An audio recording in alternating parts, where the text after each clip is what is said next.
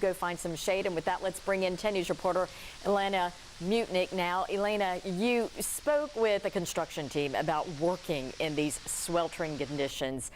I can't imagine what they have to endure day in and day out. I did, and during this heat advisory, the National Weather Service advises people to stay out of the sun and inside as much as possible. But for people with outdoor jobs, that's just not possible. In Sevierville, crews are replacing a sidewalk on Henderson Avenue during the hottest hours of the day. The road work can't stop, the sidewalk work can't stop. There's normal maintenance, the mowing of our highways and our right-of-ways.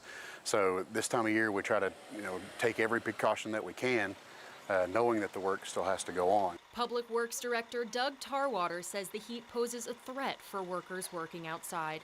His department made changes to combat this. When possible, we shift workers earlier. We'll come in as early as 5 or 6 o'clock in the morning sometimes, just to try to get the hardest part of the work done as early as possible whenever the temperatures are most favorable.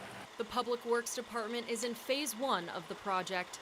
For 8 hours every day, workers are removing and replacing existing sidewalk with a new ADA-compliant sidewalk. We're out there to serve the public and to do an important job, and we provide an important service. So please work with us and be careful around work zones. Tarwater says his department focuses on PPE. They use neck wraps and towels and ice water to cool down. He says the key is hydration and taking breaks. Taking breaks is a really big deal.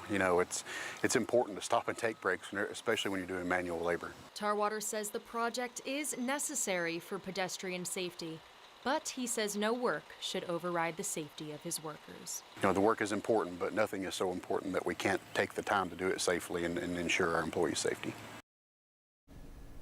The National Weather Service recommends scheduling frequent breaks in the shade to reduce risk when working outside.